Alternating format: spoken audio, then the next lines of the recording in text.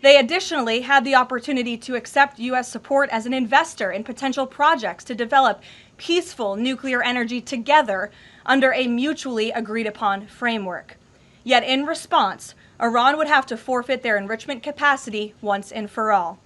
But Iran rejected. They accepted none of these generous and unprecedented offers by the United States. Simply put, they refused to say yes to peace. And their refusal made clear that their number one priority was building a nuclear weapon with which to threaten the United States of America. Again, the country they have been chanting death to for nearly 5 decades.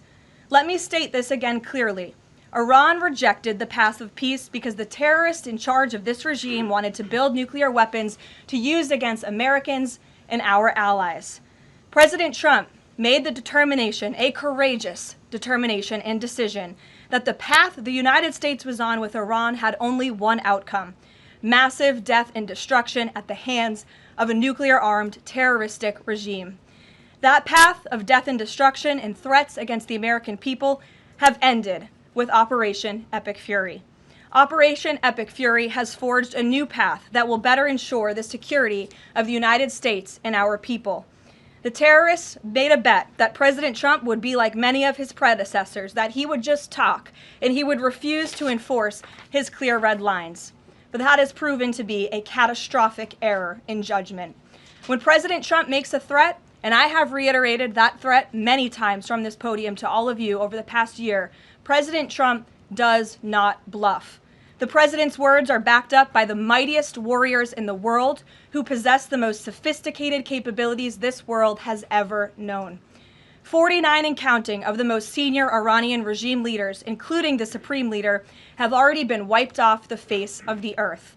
Make no mistake, killing these brutal terrorists is good for America and makes the world a much safer place. I want to also extend our prayers and condolences to the families of the 6 U.S. military service members who have been lost in Operation Epic Fury. These heroes represent the very best among us. They laid down their lives in defense of our country, and we will never forget their legacy or their sacrifice.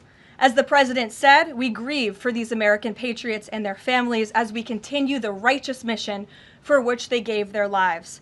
President Trump intends to attend the dignified transfer of these American heroes to stand in grief alongside their families. I understand the Department of War is working on scheduling this transfer, and we will provide updates at the appropriate time. Finally, the Trump administration is also doing everything within our power to protect Americans in harm's way. Since the launch of Operation Epic Fury, more than 17,500 Americans have safely returned home from the Middle East, with over 8,500 American citizens returning home to the United States just yesterday alone.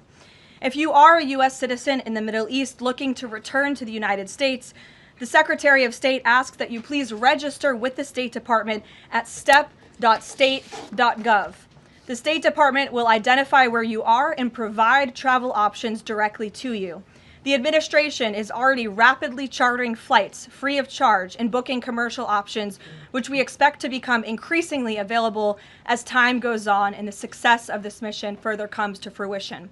I know the President and Secretary of State Rubio have been in touch as well with our allies in the region directly about this problem, making it clear that it is a priority of the United States of America to bring every American home. The Trump administration will not rest until every American is home safely and until the terrorist threat from Iran has been completely destroyed.